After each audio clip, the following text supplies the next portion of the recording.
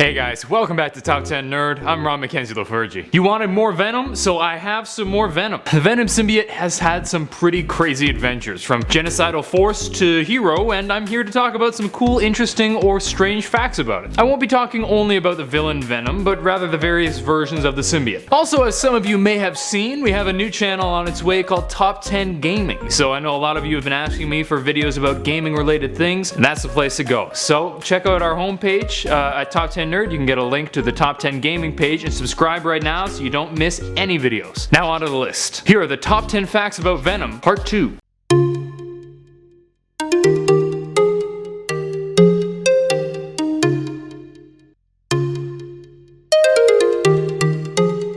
Number 10. Okay, I'll take this first point to clarify some things about the origins of the Venom symbiote, since there was a bit of a discussion about it in the last video. His origins were recently retconned in the Agent Venom comics, so here's how it stands as far as I can tell. The symbiote was first corrupted by its first host, who used its powers to help exterminate his entire planet. This kinda messed it up in corrupting the symbiote. Then, if you count the Secret Wars as canon, it attached to Deadpool before merging with Peter Parker. After that, it went to Eddie Brock, and the rest is history. Retcons and alternate timelines make lists like this difficult to place, so just know that I'm doing my best to talk about several different versions at once. Bear with me. Number 9. The symbiote is currently cleansed-ish. In the Venom Space Knight series, Venom re-merged with the other Clintar, reversing the psychological damage done to the creature by all the messed up hosts it's come in contact with. This means that it was finally able to focus on heroics without all the intrusive, evil thoughts or feelings. It later completed the cleansing by reabsorbing its clone mania, but it's likely that it will become corrupted again due to the Hellmark recorrupting its clone. That said, some events took place in recent issues that may have cancelled out some of the cleansing, which brings me to my next point. Number 8. The Venom symbiote was recently taken hostage. When the symbiote was searching for a new host after leaving Flash Thompson, it decided to join with Lee Price, a former soldier who was in trouble with a couple gangs at the time. Unfortunately, the symbiote bit off more than it could chew, and Price quickly overpowered it and used his powers to kill the gang members, much to the dismay of the recently cleansed symbiote. The symbiote eventually managed to separate itself from Lee Price, but not before helping him commit a whole whack of other acts that it did not want to do. Price even ominously noted that the creature seemed less smart by the end of his time with him than it was at the beginning. Here's hoping this experience doesn't de-cleanse the symbiote too much. Number 7. Venom is petty. In the 1995's miniseries Carnage Unleashed, a video game publisher decided to make a game based on the murderous exploits of Carnage. But Venom wasn't having any of that. So he did possibly the most 90s thing ever. He uploaded himself to the internet, fighting against an uploaded version of Carnage while people watched on a giant screen. I mean, technically Venom was doing it to stop Carnage from killing people using the internet himself, but I think it's funnier to think he just doesn't want Carnage to have his own game. It was totally ridiculous, but hey, it was the 90s, nobody understood the internet, so who am I to judge? Number 6.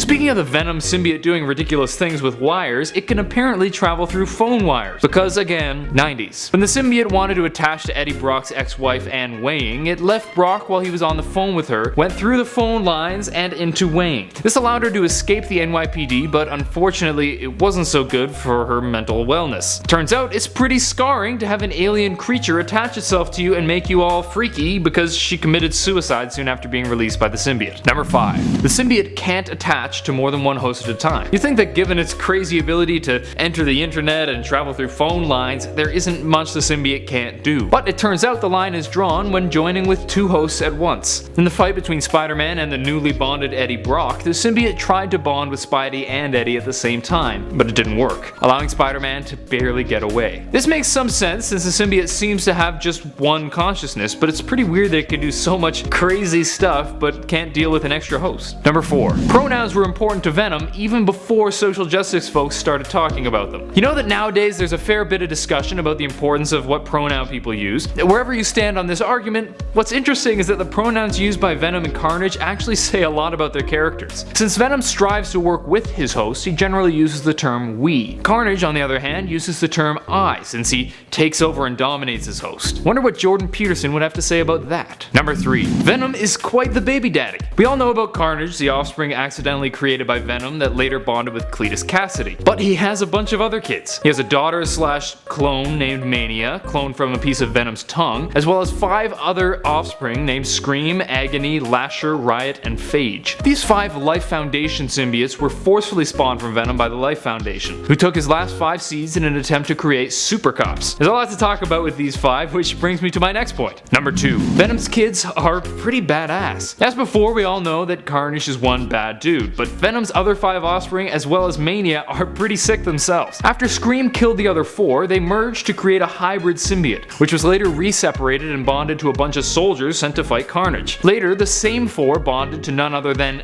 Deadpool to fight Carnage. Man, the symbiotes freaking love Deadpool. Not that I blame them. Number 1. Brains.